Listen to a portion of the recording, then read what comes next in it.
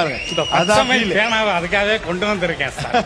இந்த பச்சைமை பேனாவில் நான் ஒரு சைன் போட்டா ஆக்கிரமிப்பாளர் 2 ஏக்கர் நிலம் அவனுக்கு வேற நிலமே இல்லைன்னா அந்த நிலம் அவனுக்கு சொந்தமாயிடும். நான் யார்கிட்டையும் அனுமதி வாங்க வேண்டிய தேவையில்லை. ஒரு பிச்சைக்காரனா இருக்கிறான், நான் ஜீப்ல போறேன், அவனை கூப்பிட்டு ஏன் பிச்சை எடுக்கன்னு விசாரிச்சுட்டு ஒரு படிவத்தை எடுத்து ஒரே ஒரு கையெழுத்து போட்டு கொடுத்தா அவனுக்கு முதியோர் உதவித்தொகை 1200 ரூபாய் மாதந்தோறும் வரும் சார். ரேட் சார், அந்த பேனா வருது சார். ஆக்சுவலா இது ஒரு பேனா இல்லை, இது ஒரு அதிகாரம். அதுல எனக்கு ரொம்ப பிடிச்சதுன்னா, இந்த பச்சைமையில கையெழுத்து போற இடத்திற்கு மாணவர்களை தயாரித்தல் என்பது வேறு. ஆனா அந்த பச்சைமையில நீ கையெழுத்து போடுறப்ப அநியாயத்துக்கு ஆதரவா கையெழுத்து போற்றக்கூடாது, லஞ்சம் வாங்கிடக்கூடாது, ஏன்னா எந்த இடத்திலிருந்து அது தொடங்குமோ அந்த இடத்துல தவறு நடக்கக்கூடாது அப்படின்னு சொல்லி இந்த அதிகாரத்தை கொடுக்கறது இருக்குல்ல சார். நீங்க நிறைய பேர் ஜீப்ல ஏறிக்கிட்டு இருக்காங்க. இந்த வேல்யூஸோட ஏத்துங்க. உண்மையிலே சார் நிறைவா சொல்றேன் சார். வச்சுக்கோங்க சார், கை கொடுங்க சார். நீங்க எனக்கு கொடுங்க, நான் வாங்கிக்கிறேன். எப்போ போட்டோ எடுங்க. நான் ஒரு தடவை கைலி கட்டி இருக்கிறேன். அதுல ஒரு கிழிஞ்சு போச்சு. அந்த காலகட்டத்தில் அதை தைக்கணும்னா ஒரு ரூபா போதும். ஆனா அந்த ரூபா கூட என்னிடம் இல்லாத ஒரு வறுமை. நான் அதை மறைச்சு வச்சு சில மாதங்களே நான் கட்டி இருக்கிறேன். ஆனா காலம் மாறுகிறது. இன்று நான் போட்டிருக்கிற ஷூ 2500 ரூபாய்.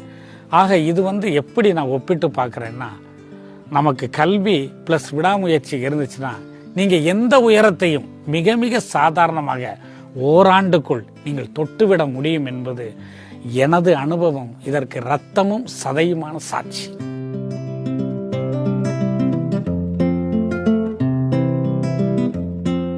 ஒவ்வொரு வார இறுதி நாட்களிலும் விருதுநகர் மாவட்ட ஆட்சியர் வளாகமே ஒரு குட்டி கல்லூரி போல காட்சியளிக்கிறது. காரணம், தாசில்தார் மாரிமுத்துவின் அரசு போட்டித் தேர்வு வகுப்புகள். கடந்த 17 ஆண்டு காலமாக நடந்து வரும் இந்த பயிற்சி வகுப்புகளில் தற்போது தமிழகத்தின் 20 மாவட்டங்களைச் சேர்ந்த சுமார் 4000 பேர் படித்து வருகின்றனர். இதுவரை இந்த பயிற்சி வகுப்புகளில் படித்து அரசு பணியில் இருப்பவர்கள் மட்டும் சுமார் 10,000 பேர். இதையெல்லாம் தாண்டி இந்த பயிற்சி வகுப்பின் முக்கிய சிறப்பே இது முற்றிலும் இலவசம் என்பதுதான். ஒரு 20 பேர் அந்த லெவல்ல தான் இருந்தது. அப்புறம் நாளடைவில் அதில் 100, 120 வெளியில உட்கார்ந்தாங்க, அங்கே மரத்தில் உட்கார்ந்தாங்க. அப்படியே பல்கி பெருகி பெருகி பெருகி இன்றைக்கு 4000 பேர் என்னிடம் படிக்கிறார்கள். கொல்கத்தா துறைமுகத்தில் ஒரு ஆச்சரியம் கவனிங்க. நான் யாரையுமே இங்கே ஃபுல்லப் ஆயிருச்சு, உட்கார இடம் இல்லை, நீங்கள் போயிருங்க அப்படின்னு எதுவுமே சொல்கிறதில்ல. எனக்கு நான் எப்படின்னா, அவங்க ஒரு கிழிஞ்ச சட்டையை போட்டுக்கிட்டு, ஒரு தேஞ்ச ரப்பர் செருப்பை போட்டுக்கிட்டு, கையில் ஒரு மஞ்சப்பை வச்சுக்கிட்டு சில பேர் வரலாம். ஆனால் நான் அவனை அந்த தோற்றத்தில் பார்க்கறதில்ல. இந்த சாயம் போன மஞ்சப்பைக்குள்ள ஒரு டெப்டி கலெக்டர் இருக்கலாமே, அதை நாம கெடுத்துறதாக அவனோட வாழ்க்கையை டைவர்ட் பண்ணக்கூடாது. அவன் ஒரு அச்சாபீஸில் வேலை பார்க்குறான், நான் அவனை ஃபோன் சொல்லிட்டா அவன் பழையபடி அச்சாபீஸ் போவேன், நான் வான்னு சொல்லிட்டா டெப்டி கலெக்டர் ஆயிடுவான்.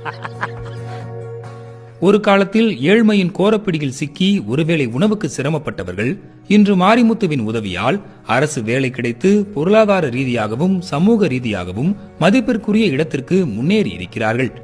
அதில் வருவாய் ஆய்வாளராக பணியாற்றும் சடைக்கிழவன் மற்றும் கிராம நிர்வாக அலுவலராக பணியாற்றும் பாலசுப்பிரமணியன் ஆகியோரின் கதைகள் அனைவருக்கும் உத்வேகத்தை அளிக்கக்கூடியவை.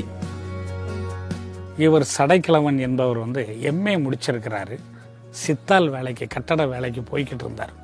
அவர் முதல்ல இங்கே உட்கார்ந்து ஆர்வம் மிகுதியாக படித்து படித்து படித்து இப்பொழுது நமது விருதுநகர் கலெக்டர் ஆஃபீஸிலேயே ஏசி ரூம்குள்ளே உட்கார்ந்து இருக்கிறதை பார்க்கும் பொழுது உண்மையிலே நானே அங்கே உட்கார்ந்தது போன்ற மனநிலையை அடைகிறேன்.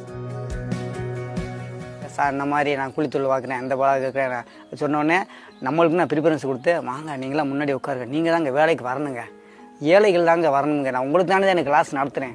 அதன் அடிப்படையில் தான் நான் வந்தோம். 2வது கிளாஸில் 2வது எக்ஸாம்லேயே பாஸ் பண்ணிட்டேன். ஒரு மண்ணு மாதிரி இருந்தால் கூட அவனை மிகப்பெரிய மனிதன் ஆக்கிறார், அறிவாளி ஆக்கிறாரு. அதே போல் இன்னொருத்தர் பாலு வெறும் SLC மட்டுமே படித்தவர், மிகவும் வறுமை குடும்பத்தை சேர்ந்தவர். 40 வயது நெருங்கும் பொழுது தான் கேள்விப்பட்டு இங்கே வந்தார். அவருக்கு அந்த தேர்வோடு அவ்வளோதான், வயது ஃபார் ஆகுது. அந்த கட்டத்தில் இங்கே படித்தது அவர் வெறும் 6 மாதங்கள் மட்டுமே. உண்மையிலே தவமாக நினைத்தார். அதை கண்டிப்பாக அவர்கிட்ட சொல்லணும். அந்த தவத்துக்கேற்ற வரமாக அவருக்கு VAO வேலை கிடைத்து இன்னைக்கு அவரும் அதே போல் அதே ஊரில் ஒரு அருமையான ஒரு வீடு கட்டியிருக்கிறாரு. படிக்கிறதுக்காக லீவு போடுவேன் இடையில.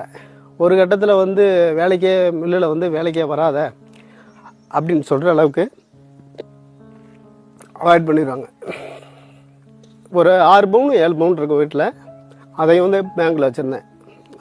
அதை வச்சு தான் சாப்பிடணும், பிள்ளைகளுக்கு செலவழிக்கணும். அப்போ ஒரு முடிவு பண்ணுறேன், 6 மாதம் நம்ம 1 வருஷமாக லீவு போட்டுருவோம். லீவு போட்டு தான் நம்ம படித்தா தான் ஜெயிக்க முடியும் அப்படின்ட்டு லீவு போட்டுறேன். 2010 ரிசல்ட்டு போடுறாங்க. ரிசல்ட்டு போடும்போது என்னோடய ரிசல்ட் வந்து பாஸ்ன்னு சொல்லி வந்துச்சு. எங்கள் அப்பா அம்மா வந்து சந்தோஷப்பட்டதை விட சார் வந்து அவ்வளவு சந்தோஷப்பட்டாங்க. அதை வந்து இன்டர்வியூக்கு வர சொல்கிறாங்க. அப்போ வந்து உள்ளே வந்து போகிறப்போ ஒரு செக்யூரிட்டி கூப்பிட்றாரு, சார் உள்ளே போங்க சார் அப்படின்றாரு.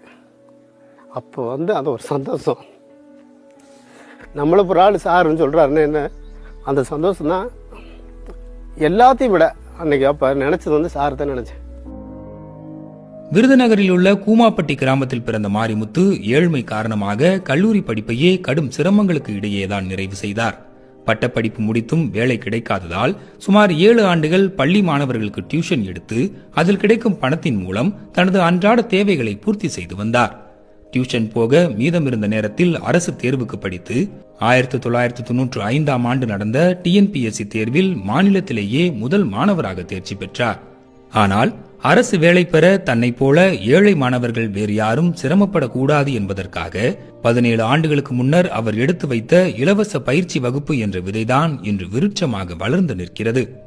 நாங்கள் 2003 நாங்கள் வந்து தமிழ்நாடு முழுவதும் நிரந்தரமான அரசு ஊழியர்கள் எல்லாம் ஒரு ஸ்ட்ரைக் அடிக்கும் பொழுது வந்து திடீரென்று தமிழக அரசு நிரந்தர ஊழியர்களையும் வந்து பதவி நீக்கம் செய்துவிட்டு 4000 ரூபாய் என்ற தொகுப்பூதியத்தில் வந்து தமிழ்நாடு முழுக்க வந்து தற்காலிக ஊழியர்கள் வந்து பணி நியமனம் செஞ்சாங்க. அந்த கட்டத்தில் வந்து அவங்களுக்கு TNPSC ஒரு தேர்வு வைக்குது. இந்த தேர்வில் நீங்கள் பாஸ் பண்ணால் மட்டும்தான் உங்களை வந்து நாங்கள் வந்து ரெகுலர் பண்ண முடியும் அப்படிங்கிற ஒரு கண்டிஷனோட விருதுநகர் மாவட்டத்தில் மட்டும் 150 பேருக்கு மேலே இருந்தாங்க. அதில் அந்த 150 பேரை நான் ஒருங்கிணைத்து ஒரு இடத்துல வச்சு விருதுநகரில் நான் பயிற்சி சொல்லித்தரேன்னு சொல்லி ஒவ்வொரு சனி ஞாயிறும் அவர்களுக்காக ஒரு சிறப்பு வகுப்பு வந்து எடுத்தேன். அதில் அந்த 150 பேரில் வந்து 145 பேர் வந்து தேர்ச்சி பெற்று நிரந்தர அரசு ஊழியர்கள் ஆயிட்டாங்க.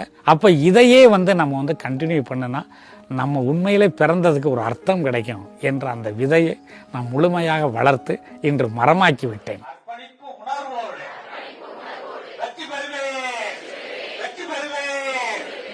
இந்த பயிற்சி வகுப்புகளுக்கு மாரிமுத்து மட்டுமே ஆசிரியர். வகுப்பிற்கான முன் தயாரிப்புக்கு வார நாட்களில் வேலை நேரம் போக மீதம் இருக்கும் நேரத்தை பயன்படுத்துகிறார். பல்வேறு மாவட்டங்களைச் சேர்ந்த மாணவர்கள் இந்த பயிற்சி வகுப்பிற்கு வருவதால் அவர்களின் வசதிக்காக 15 சிறப்பு பேருந்துகளை தமிழ்நாடு அரசு போக்குவரத்து கழகம் வார இறுதி நாட்களில் இயக்குகிறது என்பது ஆச்சரியமான ஒரு தகவல். இத்தனை பெருமைகளை கொண்டிருந்தாலும் மாணவர்களுக்கு போதிய இடவசதி செய்து தர முடியவில்லை என்பது மாரிமுத்துவுக்கு ஒரு நெருடலாகவே பல நாட்களாக இருந்து வருகிறது. குறைந்தபட்சம் ஒரு 25 முதல் 50 சென்ட் வரைக்கும் நம்ம இடம் வாங்கி அங்கே வந்து எல்லாரும் வந்து நல்லா உட்கார்ற அளவுக்கு கூடுதல் வசதிகளோட நிறைய ஒரு சொஃபஸ்டிகேட்டடாக வந்து அவங்களுக்கு இடம் அமைத்து அவங்களுக்கு ஒரு பயிற்சியை கொடுக்கணும். இன்னும் வந்து அடிக்கொருக்கா வந்து அவங்களுக்கு வந்து சாப்பாடு கொடுக்கணும். இது போன்ற ஒரு மன நிறைவான மன மகிழ்ச்சியான விஷயங்கள் வந்து எனக்கு வந்து ரொம்ப உண்டு சார். உங்களது கோல் எதுவோ அதை நோக்கிய 24 மணி நேரம் அதை பற்றிய சிந்தனையாக எனது பாணியில் நான் சொன்னேன், கல்வி பிளஸ் விடாமுயற்சி ஈக்குவல் டு விஸ்வரூப வெற்றி. வானம் தொட்டுவிடும் தூரம்தான், வானமும் வசப்படும்.